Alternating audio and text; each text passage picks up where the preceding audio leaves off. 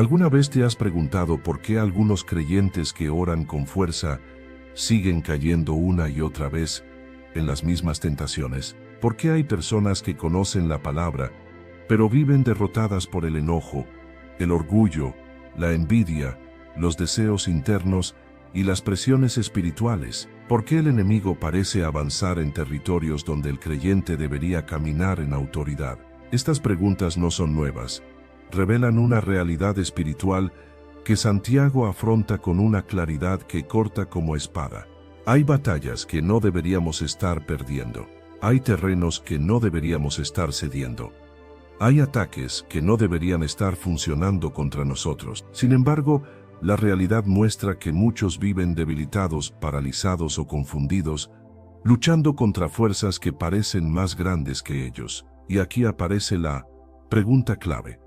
¿Por qué el diablo gana terreno en la vida de personas que aman a Dios? Santiago capítulo 4 expone una verdad que a menudo intentamos ignorar. La guerra espiritual no comienza afuera, comienza adentro. El enemigo no necesita empujar a un creyente que ya está inclinado hacia el mundo. No necesita derribar a quien ya está debilitado por sus propios deseos. No necesita entrar por la puerta principal cuando encuentra ventanas abiertas en el corazón. La victoria espiritual no depende de cuánto gritamos, ni de cuánta autoridad declaramos, ni de cuánto conocimiento acumulamos. La victoria depende de una realidad más profunda, la condición del corazón, y esta verdad explica por qué tantos creyentes están perdiendo batallas que deberían haber ganado hace tiempo. No es porque el enemigo sea más fuerte, sino porque el corazón está dividido. Antes de que Santiago diga, resistid al diablo, dice, someteos a Dios. Antes de hablar de victoria externa, habla de guerra interna. Antes de confrontar al enemigo, confronta las pasiones del corazón. Antes de hablar de ataque espiritual, habla de rendición espiritual. Este capítulo revela que un creyente puede conocer la Biblia y aún así perder. Puede asistir a la iglesia y aún así ser derrotado. Puede adorar con pasión y aún así ser vulnerable, porque la resistencia espiritual no empieza en la boca, sino en la voluntad. No nace del grito, sino de la rendición. No surge del esfuerzo humano, sino de la cercanía con Dios. Santiago 4 nos conduce por un camino que rompe la religiosidad superficial y nos obliga a mirar hacia adentro. Guerras internas, deseos, amistades peligrosas, orgullo, pasiones, doblez de corazón. Todo eso abre puertas espirituales que el enemigo aprovecha. Pero este capítulo también revela la salida, la estrategia divina, el orden correcto de la victoria. Sométete a Dios, resiste al diablo, y él huirá de ti. ¿Estás listo para descubrir por qué el enemigo ha tenido acceso a áreas de tu vida? ¿Estás dispuesto a enfrentar la verdad espiritual que muchos evitan? ¿Quieres caminar en victoria real, profunda, permanente? Santiago 4 no es un llamado a pelear más fuerte, sino a rendirse más profundamente. Y esa rendición es la llave que abre la puerta a la victoria que Dios diseñó para ti desde el principio. Para entender plenamente la intensidad de Santiago 4, es necesario mirar primero el contexto del libro. Santiago no escribe a inconversos ni a personas indiferentes a la fe. Escribe a creyentes que ya conocían a Cristo, pero que estaban viviendo en un estado espiritual peligroso. Confesaban una cosa, pero vivían otra. Santiago, hermano del Señor y pastor de la iglesia de Jerusalén, dirige esta carta a los creyentes dispersos, hombres y mujeres que habían sido expulsados de sus tierras, separados de sus familias y esparcidos por diferentes regiones a causa de la persecución. Eran personas que habían pagado un precio real por seguir a Cristo, pero al mismo tiempo estaban siendo consumidos por tensiones internas, pleitos, confusión espiritual y una fe que comenzaba a debilitarse. A diferencia de otras cartas del Nuevo Testamento que se enfocan en doctrina, Santiago se enfoca en la práctica. Él no les pregunta qué creen, sino qué hacen con lo que creen. No les pregunta cuánto saben, sino qué tan diferente viven debido a ese conocimiento. Para Santiago el problema no era falta de información bíblica, sino falta de transformación espiritual. Este es el escenario en el que surge Santiago 4, una comunidad cristiana que estaba tratando de caminar con Dios mientras mantenía un pie en el mundo. Había celos, pleitos, amargura, orgullo, deseos egoístas, alianzas peligrosas y una fe que estaba siendo contaminada por la influencia del sistema del mundo. Eran creyentes que hablaban de fe, pero vivían movidos por la carne. Por eso Santiago no suaviza su mensaje, lo confronta. El capítulo nos muestra que los conflictos externos eran la evidencia visible de una batalla interna aún más profunda. La guerra dentro del corazón estaba generando la guerra entre ellos, y esa condición interior debilitaba su autoridad espiritual. Podían hablar de fe, pero no podían resistir al enemigo. Podían orar, pero sus oraciones no eran escuchadas. Podían desear crecimiento espiritual, pero su corazón estaba dividido. La esencia del contexto es esta: no estaban perdiendo contra el mundo por falta de poder, sino por falta de pureza. No estaban siendo derrotados por el diablo, por falta de fe, sino por falta de rendición. No estaban viviendo sin victoria por falta de oración, sino por falta de corazón. Santiago, como pastor, no quiere verlos destruidos por un enemigo que ya fue vencido en la cruz. Por eso les revela la raíz espiritual de su debilidad: corazones duplicados, vida cristiana compartida entre Dios y el mundo, deseos egoístas que abrían puertas espirituales al enemigo, orgullo que cerraba el acceso a la gracia y amistades que debilitaban su autoridad. Santiago no escribe para condenar, sino para despertar. No escribe para acusar, sino para restaurar. No escribe para desanimar, sino para llamar a un arrepentimiento profundo que los vuelva invencibles en la batalla espiritual.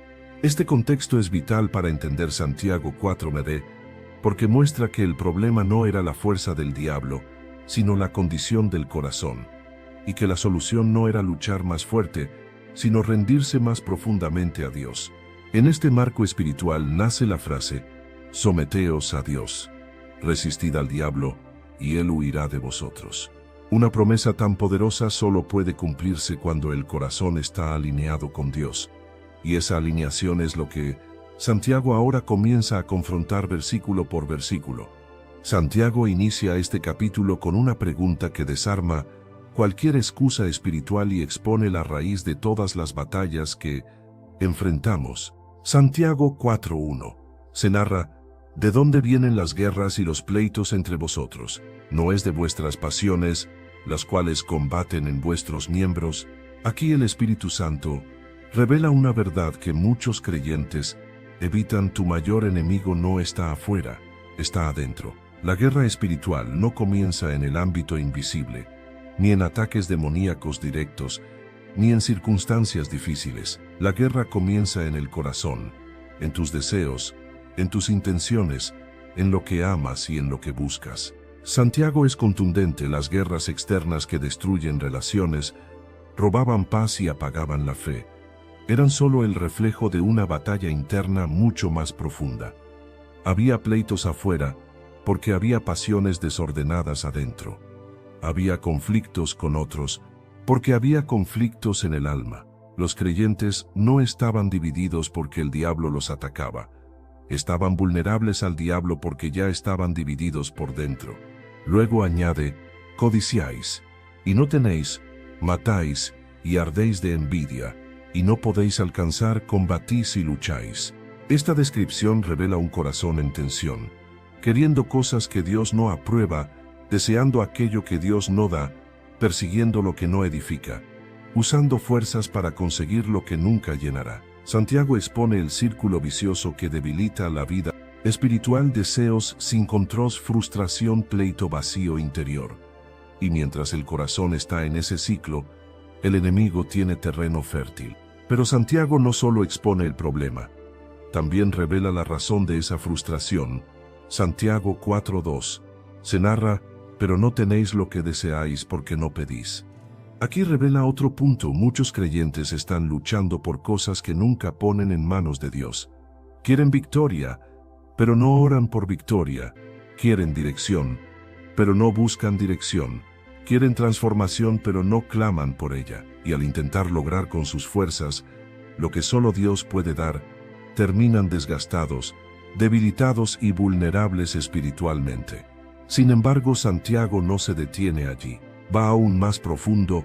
Pedís y no recibís porque pedís mal, para gastar en vuestros deleites. Este versículo expone la raíz del fracaso espiritual, la motivación equivocada. No es que Dios no quiera responder, es que Dios no respalda peticiones que alimentan pasiones que destruyen. No es que Dios esté distante, es que el corazón está desalineado. No es que la oración no funcione, es que la oración se ha contaminado con deseos que no nacen del espíritu sino de la carne. Santiago revela que hay oraciones que Dios no responde, no porque falte fe sino porque falta pureza en la intención.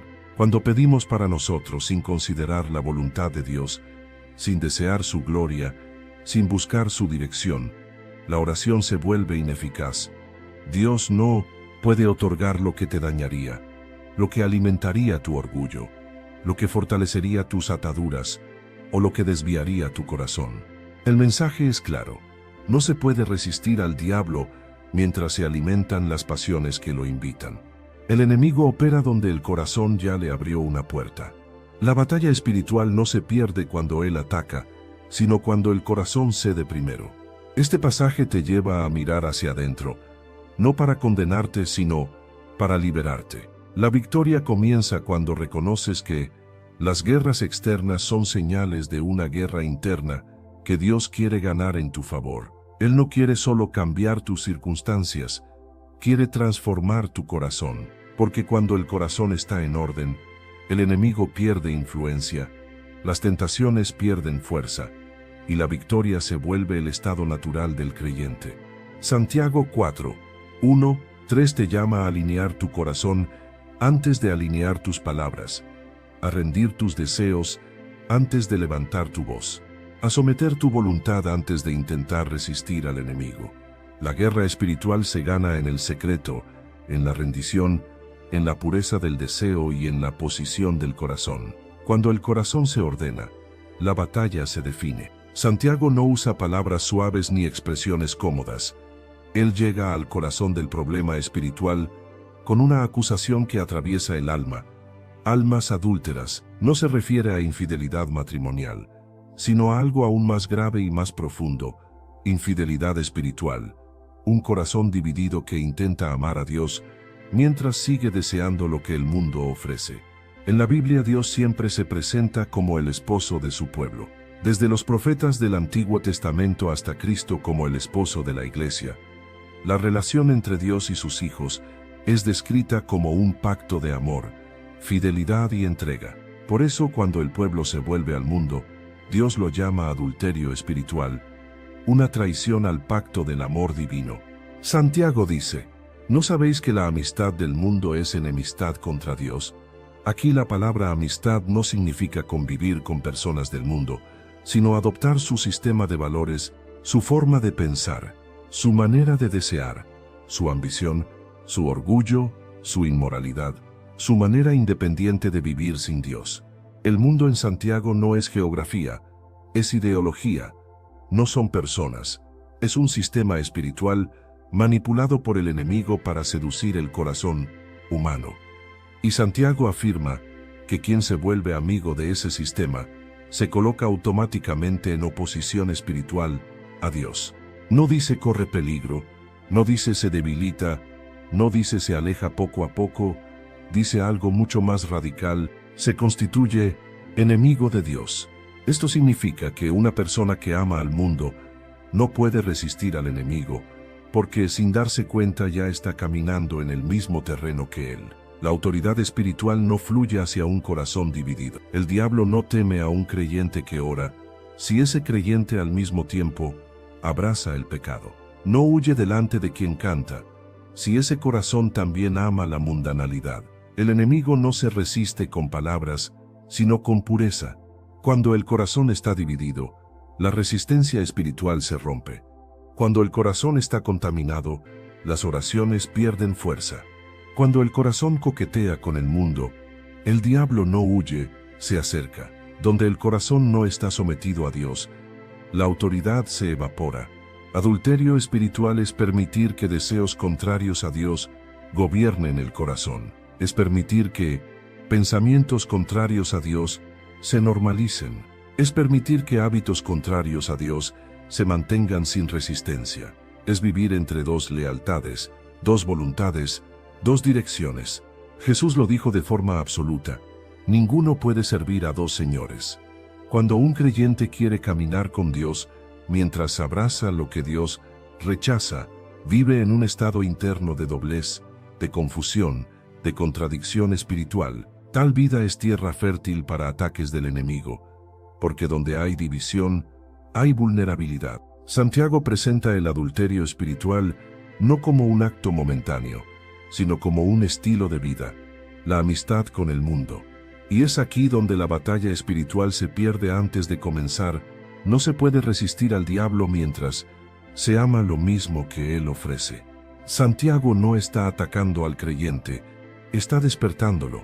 No está condenando, está alertando, no está destruyendo. Está llamando a una reconciliación profunda con Dios. Dios no está celoso porque teme perderte. Dios está celoso porque te ama profundamente. No porque el enemigo sea más fuerte, no porque Dios sea distante, sino porque el corazón aún está dividido. La victoria llega cuando la pureza vuelve a ocupar su lugar. Santiago revela una de las verdades más profundas y sensibles del corazón de Dios. Dice, Santiago 4, 5, 6, se narra: ¿O pensáis que la Escritura dice en vano? El Espíritu que Él ha hecho morar en nosotros nos anhela celosamente, pero Él da mayor gracia. Por esto dice, Dios resiste a los soberbios y da gracia a los humildes. Dios ha puesto su Espíritu dentro de sus hijos, y ese Espíritu no es indiferente a la dirección del corazón. La expresión nos anhela celosamente muestra al amor intenso de Dios hacia sus hijos. No es un amor pasivo, es un amor que busca, que seduce, que llama, que desea comunión verdadera. El celo de Dios no nace del temor a perderte, sino de su amor eterno que no está dispuesto a verte compartir tu corazón con aquello que te destruye. Él sabe que la amistad con el mundo te roba la pureza, apaga tu discernimiento y debilita tu autoridad espiritual. Por eso te anhela con celo santo. Luego Santiago añade, pero Él da mayor gracia. Esta frase es la respuesta divina a la debilidad humana. Aunque el corazón se incline a veces hacia el mundo, aunque existan luchas internas, aunque haya caídas, Dios no se rinde. Siempre tiene más gracia que tu debilidad, más misericordia que tu pasado, más poder que tu tentación y más paciencia que tus tropiezos. La gracia de Dios es mayor que cualquier ciclo de derrota, mayor que cualquier atadura, mayor que cualquier inclinación que intente alejarte de Él. Sin embargo, Dios establece una realidad espiritual inquebrantable. La gracia no fluye hacia el orgullo. Por eso dice, Dios resiste a los soberbios. La soberbia es la actitud que cierra las puertas del corazón. Es pensar que puedes vencer sin Dios, que puedes manejar la vida solo, que puedes controlar tus deseos, que puedes vivir sin rendir tus decisiones. El orgullo levanta una muralla que impide que la gracia entre. Dios resiste al soberbio, no porque no lo ame, sino porque el orgullo impide que su gracia actúe. Mientras haya autosuficiencia, no hay dependencia, y sin dependencia, no hay victoria espiritual. En contraste, da gracia a los humildes. La humildad es la llave que abre el cielo. Es reconocer la necesidad de Dios, es rendir la voluntad, es abrir el corazón, es permitir que Dios trate áreas que uno preferiría esconder. La humildad no es debilidad, es la fuerza del Espíritu que reconoce su dependencia de Dios. Donde hay humildad, la gracia fluye. Donde hay gracia, el corazón es transformado, y donde el corazón es transformado, el enemigo pierde su influencia. Santiago coloca estos versículos en el centro del capítulo para mostrar que toda guerra espiritual se libra primero en el corazón. El Espíritu te anhela, la gracia te sostiene, el orgullo te bloquea y la humildad te abre a la intervención divina. Cuando un creyente se humilla delante de Dios, su vida se convierte en un terreno fértil donde la gracia opera, limpia, fortalece y restaura. Y esa gracia es la que prepara el alma para la resistencia espiritual y para la victoria sobre el enemigo. Santiago establece el orden divino de la victoria espiritual con una claridad absoluta. Dice, Santiago 4:7, se narra: someteos pues a Dios, resistid al diablo y huirá de vosotros. La victoria espiritual no comienza con la resistencia al enemigo, sino con la rendición a Dios. La palabra someterse en el original implica colocarse voluntariamente bajo la autoridad de Dios, aceptar su dirección, rendir la voluntad, reconocer su señorío y renunciar a la independencia espiritual. Someterse no es debilidad, es la posición donde el creyente encuentra fuerza, protección y autoridad verdadera. No se puede resistir al enemigo mientras el corazón camina en rebeldía. No se puede ejercer autoridad espiritual desde un lugar de desobediencia. No se puede enfrentar las tinieblas sin estar alineado con la luz. Cuando un creyente se somete a Dios, se coloca bajo su cobertura. Esa cobertura no es simbólica, es real. La sumisión crea un cerco espiritual alrededor de la vida, cierra puertas que antes estaban abiertas, restaura el orden interno y establece un terreno sólido desde donde el creyente puede enfrentar cualquier ataque. La autoridad espiritual fluye hacia quienes viven bajo autoridad. La obediencia abre el flujo de la gracia. La rendición establece el terreno de la victoria. Después de la sumisión viene la resistencia. Resistir al diablo significa mantenerse firme, no retroceder, no ceder, no permitir que el enemigo recupere territorio. Esta resistencia no nace de la fuerza humana, sino de la posición espiritual del creyente sometido. El enemigo reconoce la vida que está bajo Dios, sabe que no está enfrentando a un ser humano débil, sino a alguien respaldado por la autoridad del cielo. Por eso, ante la resistencia firme de un creyente sometido, la Escritura afirma con certeza: huirá de vosotros. No es una posibilidad, es una consecuencia inevitable. El enemigo huye cuando encuentra una vida rendida a Dios, porque la sumisión cancela su derecho, deshace su influencia, rompe su estrategia y expone su debilidad. La resistencia efectiva no es fruto del esfuerzo, sino de la posición espiritual. No se trata de gritar más fuerte, sino de obedecer más profundamente. La sumisión no te debilita frente al enemigo, te fortalece, no te hace vulnerable, te hace invencible. No reduce tu autoridad, la establece. El orden divino es inalterable. Primero someterse, luego resistir, y finalmente ver al enemigo huir. Toda victoria espiritual genuina nace en un corazón totalmente rendido a Dios. El versículo 8 es uno de los llamados más íntimos y poderosos de toda la Escritura. Después de hablar de sumisión y resistencia, Santiago nos conduce al corazón de la vida espiritual, la cercanía con Dios. Dice, Santiago 4:8, se narra: acercaos a Dios, y Él se acercará a vosotros. Pecadores, limpiad las manos, y vosotros de doble ánimo, purificad vuestros corazones. Este no es un llamado superficial, no es una invitación emocional, es la declaración de un principio eterno. La distancia entre Dios y el hombre no depende de Dios, depende del hombre. Dios no se aleja, el hombre se aleja. Pero cuando el hombre regresa, Dios también regresa. El acercamiento es recíproco, inmediato y profundo. 1. Acercaos a Dios. La vida espiritual no avanza sin movimiento. Acercarse a Dios implica un movimiento intencional del corazón. No ocurre por accidente, no ocurre por costumbre, no ocurre por emoción momentánea. Implica decisión, entrega, búsqueda, conciencia de necesidad. Acercarse a Dios es escoger su presencia por encima del ruido, su voluntad por encima del deseo, su dirección por encima del impulso. Es caminar hacia Él con sinceridad, no con apariencia. Es buscar su rostro, no solo su ayuda. Dios nunca le niega su presencia al corazón que se acerca sinceramente. Acercaos es una orden, pero también una promesa: todo aquel que se acerca lo encuentra. 2. Y Él se acercará a vosotros. La presencia de Dios responde al movimiento del corazón. Este es uno de los actos más maravillosos del carácter de Dios.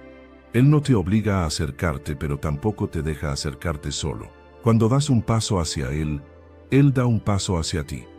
La cercanía divina no es simbólica, es real. Se siente en el alma, se percibe en la conciencia, transforma la mente y renueva la voluntad. La presencia de Dios se manifiesta donde hay búsqueda sincera y rendición verdadera. Dios no rechaza al que se acerca, no ignora la búsqueda, no demora su respuesta. Él se acerca con consuelo, con corrección, con guía, con amor, con restauración. 5.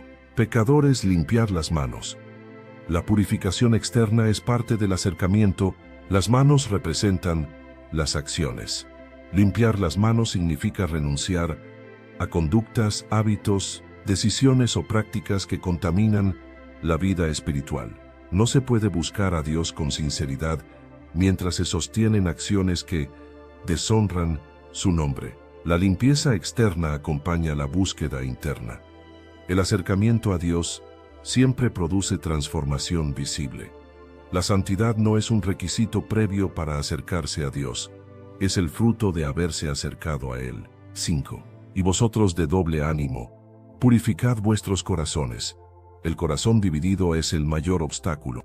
El doble ánimo es un corazón que quiere dos direcciones al mismo tiempo: Dios y el mundo, fe y deseo, santidad y pecado, obediencia y voluntad propia. Este doble ánimo fue el problema de todo el capítulo: corazones mezclados, divididos, contaminados. Santiago dice que ese corazón debe ser purificado. La purificación no es perfección instantánea, es sinceridad profunda, es decidir quién gobernará el corazón, es renunciar a la duplicidad espiritual, es abandonar la indecisión moral, es cerrar puertas internas para abrir las puertas de la presencia de Dios. La purificación del corazón devuelve la claridad, devuelve la sensibilidad espiritual, devuelve la autoridad, devuelve la fuerza interior, devuelve la capacidad de resistir al enemigo. El doble ánimo es el terreno preferido del diablo. Un corazón purificado es territorio exclusivo de Dios. 5. Acercarse a Dios transforma al hombre desde dentro. Cuando un creyente se acerca a Dios, algo ocurre. La oración deja de ser un ritual y se vuelve un encuentro. La palabra deja de ser información y se vuelve alimento. La adoración deja de ser un acto y se vuelve una atmósfera. La vida deja de ser lucha constante y se vuelve un caminar acompañado. El corazón deja de estar dividido y se vuelve estable. La mente deja de estar confundida y se vuelve enfocada. El espíritu deja de estar apagado y se vuelve sensible. La cercanía con Dios es el lugar donde se desbloquea la gracia, donde se consolida la resistencia, donde se restaura la identidad, donde se vence el pecado y donde el enemigo pierde acceso. Todo cambia cuando el hombre se acerca al Dios que siempre está dispuesto a acercarse. Acercarse a Dios no es un paso más en la vida espiritual, es la raíz de toda transformación, de toda victoria y de toda verdadera autoridad. En este versículo Santiago lleva el proceso de restauración aún más profundamente. Habla de algo que muchos creyentes hoy rechazan, pero que la Biblia presenta como una obra sagrada del Espíritu: la tristeza que produce arrepentimiento. Dice Santiago 4:9. Se narra: afligíos y lamentad y llorad. Vuestra risa se convierta en lloro, y vuestro gozo en tristeza. A primera vista, estas palabras pueden parecer duras, pero no lo son. Santiago no está llamando a una vida de miseria, ni a una espiritualidad triste, ni a un estado de culpa permanente. Está describiendo una tristeza santa, una obra profunda del Espíritu que rompe aquello que el pecado ha endurecido. Esta tristeza no destruye, restaura, no derriba, limpia, no hunde, levanta, no oprime, libera. 1. Afligíos, dejar que la luz de Dios revele lo que debe ser tratado.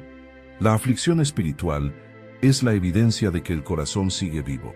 Lamentar es sentir el peso de haber vivido lejos de la voluntad de Dios. No es autodesprecio, sino Comprensión profunda. El pecado no solo desobedece a Dios, daña el alma, destruye la comunión, roba autoridad, contamina el corazón. Lamentar es entender que lo que se perdió fue precioso. Lamentar no te aleja de Dios, te acerca más a Él porque al ver tu condición, desea su restauración. 3. Llorad. La expresión externa de una convicción interna. El lloro aquí no es emocionalismo, es la expresión sincera de un corazón quebrantado. Las lágrimas que nacen del arrepentimiento no son signo de debilidad, sino de fortaleza espiritual. Dios nunca rechaza las lágrimas del arrepentido, las recoge, las recuerda, las usa para limpiar el alma. El llanto purifica, suaviza, renueva. El corazón que llora delante de Dios es un corazón que está siendo sanado. 4. Que vuestra risa se convierta en lloro. Un llamado a dejar la superficialidad. Santiago habla de una risa que no es verdadera alegría, sino liviandad espiritual. Una risa que ignora el pecado, que evade la convicción, que se burla de la santidad. Una risa vacía que oculta un corazón endurecido. Esa falsa alegría debe convertirse en lloro, no para destruir al creyente, sino para despertar su alma. La superficialidad espiritual adormece, el lloro abre los ojos. 5. Y vuestro gozo en tristeza. La tristeza que da vida. Esta tristeza no es permanente, no es oscuridad, no es desesperanza, es la tristeza descrita por Pablo. En 2 de Corintios 7:10, se narra, la tristeza que es según Dios produce arrepentimiento para salvación. Es una tristeza que sana, que corta el pecado de raíz, que produce un cambio duradero. Es la tristeza que precede a un gozo verdadero, no superficial. Después de esta tristeza, viene una alegría más profunda, más estable, más pura. Santiago no llama a vivir triste, sino a pasar por la tristeza que restaura. 6. El arrepentimiento profundo abre la puerta a la victoria espiritual. Santiago coloca este versículo antes del llamado a la exaltación para mostrar que la verdadera victoria espiritual no se levanta sobre la dureza del corazón, sino sobre el arrepentimiento. Cuando el creyente se permite sentir, llorar, reconocer y lamentar, el corazón se hace suave, la voluntad se rinde, la gracia fluye y la autoridad espiritual se fortalece. La superficialidad fortalece al enemigo, el arrepentimiento lo desarma. El orgullo endurece el corazón, el lloro lo ablanda, el pecado oculto debilita, la confesión restaura. La risa sin santidad engaña, la tristeza según Dios libera. No es tristeza que mata, es tristeza que resucita. No es aflicción que derriba, es aflicción que levanta. No es lloro que destruye, es lloro que purifica. Un corazón que llora delante de Dios se convierte en un corazón que puede resistir al enemigo sin quebrarse. La obra que comenzó con la confrontación, siguió con la rendición y pasó por el arrepentimiento. Ahora llega a su punto más alto. Santiago revela la clave final para que toda transformación espiritual sea sellada. Santiago 4:10. Se narra, humillaos delante del Señor, y Él os exaltará. Este versículo es la coronación del proceso de restauración. No es un mandato de opresión, sino una invitación a entrar en la posición donde Dios despliega su poder. Humillarse delante del Señor no es degradarse ni perder dignidad, es alinearse con la verdad espiritual más profunda. Dios es Dios, y nosotros dependemos completamente de Él. Humillaos, la postura interna que abre la puerta a la gracia. La palabra humillarse aquí no se refiere a tristeza emocional ni a autocastigo, sino a una postura interna que reconoce la grandeza de Dios y la pequeñez del hombre. Es rendir el orgullo, abandonar el control, dejar de justificar el pecado, soltar los argumentos internos y colocarse voluntariamente bajo la autoridad del Señor. La humildad no es sentirse menos, es entregar el corazón a Dios sin defensa ni resistencia. La humildad no es un sentimiento, es una decisión, es un acto consciente del alma que reconoce, no puedo por mí mismo, necesito la gracia de Dios, sin su autoridad estoy expuesto. Mis fuerzas son insuficientes. Mi sabiduría no es suficiente para dirigir mi vida. Esta decisión rompe la soberbia, cierra las puertas al enemigo y libera el flujo de la gracia divina. 2. La humildad derrota lo que el pecado fortaleció. El pecado entró al mundo a través del orgullo. La caída del hombre no fue por debilidad, sino por autosuficiencia. Querer ser como Dios, querer decidir sin Dios, querer vida sin dependencia. Por eso la humildad es la medicina divina contra la raíz misma del pecado. La humildad deshace lo que la soberbia construyó. La humildad vacía lo que el orgullo llenó. La humildad libera lo que el orgullo encadenó. Y donde hay humildad, hay victoria espiritual. La humildad restaura lo que el orgullo rompió. La humildad sana lo que la autosuficiencia enfermó. La humildad abre lo que la resistencia cerró. 3. Delante del Señor. No es humillación humana, sino rendición divina. Santiago no dice, humillaos delante de los hombres, dice, delante del Señor. La humildad verdadera no busca aprobación humana, ni se expresa para ser vista. Es secreta, es íntima, es profunda, ocurre en la presencia de Dios. Es la postura del alma que se arrodilla internamente, aunque por fuera esté de pie.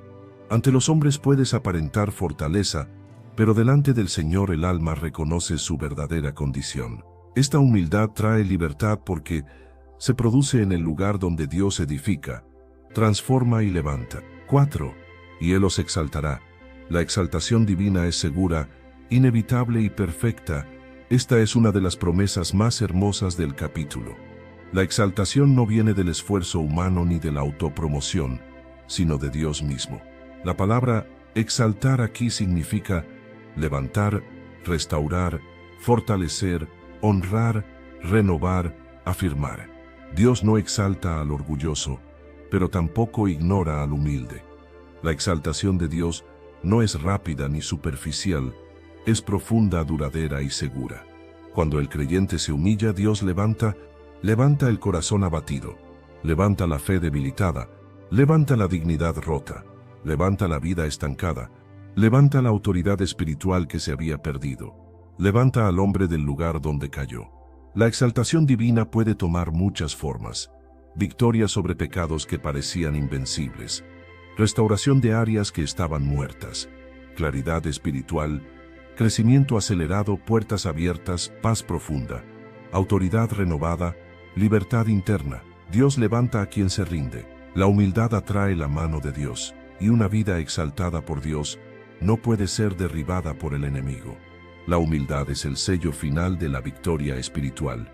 Santiago coloca este versículo después del arrepentimiento, después de la rendición, después de la cercanía con Dios, para mostrar que la victoria espiritual no se sostiene en la fuerza del creyente, sino en la postura del corazón. La humildad es el terreno donde la gracia crece, la resistencia se fortalece, la pureza se establece y el enemigo pierde poder.